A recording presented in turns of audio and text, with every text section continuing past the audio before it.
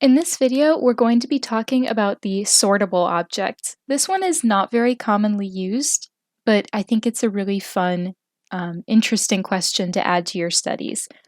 It can be found in the last option here in the question various category, and it's the third option down called sortable.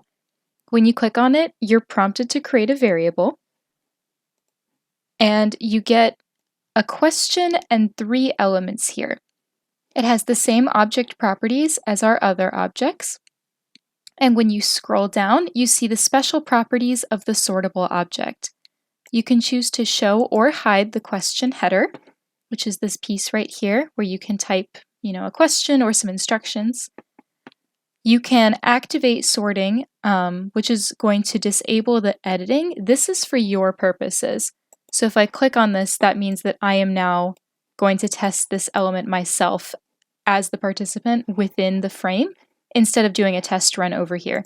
So you just uncheck that box to get back into the editing mode. When you click on these, they shrink up a little bit. You can change the number of sortable elements, and you can add a new one by typing in this box here, whatever the name of the element is, and then clicking the plus sign. You can see the linked variable where things are going to be stored, and you can see the current sorted state. So this is kind of similar to the multiple choice element, where what's typed here in the sorting boxes is not necessarily what's going to be saved in the variable. So right here, this ID1, ID2, ID3, that's what you're going to see in your data outputs.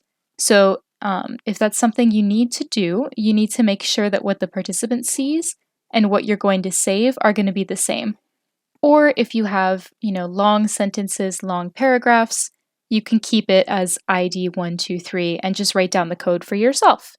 So what's going to get saved is an array that's going to show the order that the participant sorted the elements into.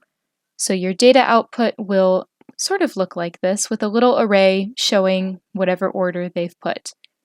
I find this to be really interesting for psychology studies where, let's say, you want to know what is the most something and the least something. So it's a little bit subjective for sure.